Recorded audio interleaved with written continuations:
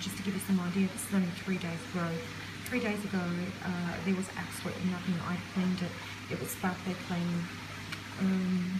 Yeah, so the rate that it's coming back at is quite a lot, and I've made absolutely no changes to lighting or the amount of hours that my lights are on or anything. So it's coming back rapidly by itself, and I want to break this cycle. So what I'm going to do is that I'm doing a water change now. When it gets to about 80% empty, I will remove the plants and I will bleach clean them this time round.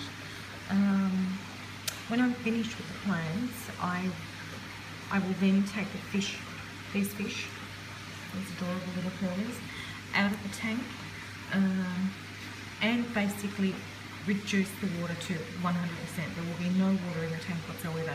I will take this algae out with paper toweling so that it's not introduced back into the tank, into the water or whatever, so there's absolutely nothing. 2 days ago I cleaned the filters, both filters. I let them run for a few days so that the new media can establish cycle and that we have some strength to be able to do such a water change, as well as scrubbing absolutely everything.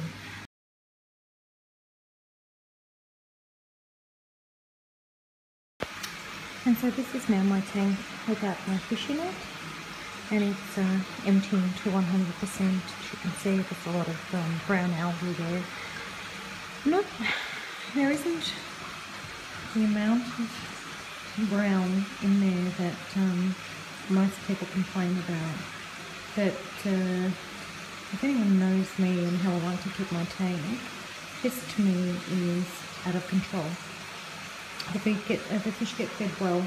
They don't need to rely on algae or anything like that to survive. They've got me to feed them good nutritional food, and so they don't need this. And to me, it's an absolute eyesore, so it's got to go. Okay, so I've emptied the tank as much as I can via the Python, and I've already started cleaning it.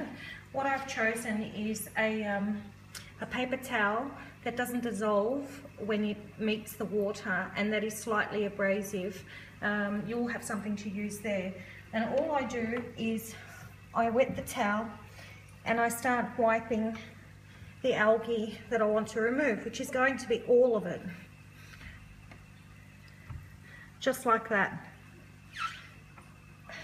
And I will do the base in a minute, but just to show you that I'm actually removing the algae and then throwing this towel into the bucket so that it doesn't go back into the water.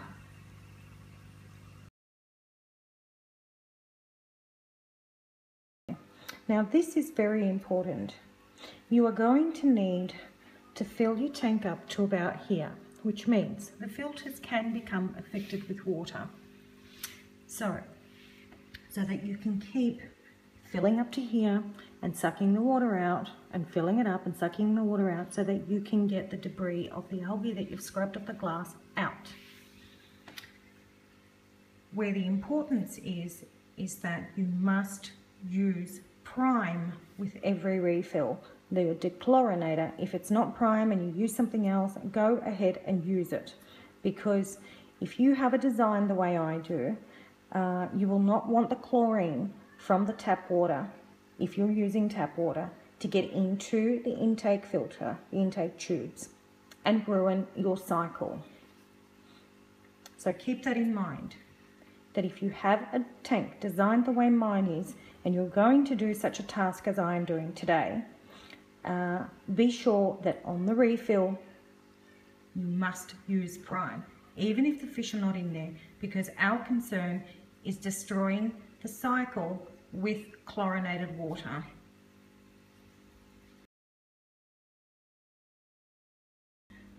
Just a quick interim video to show you that I have now taken all the water out, even from the bottom. I've used those paper towels to absorb and to expel the water into the tub that I had in there.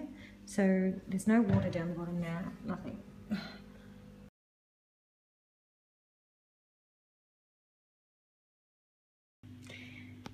And here we have the end result, the algae-free tank, well, as algae-free as possible.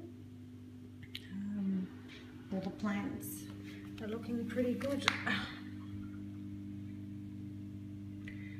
The fish are looking okay.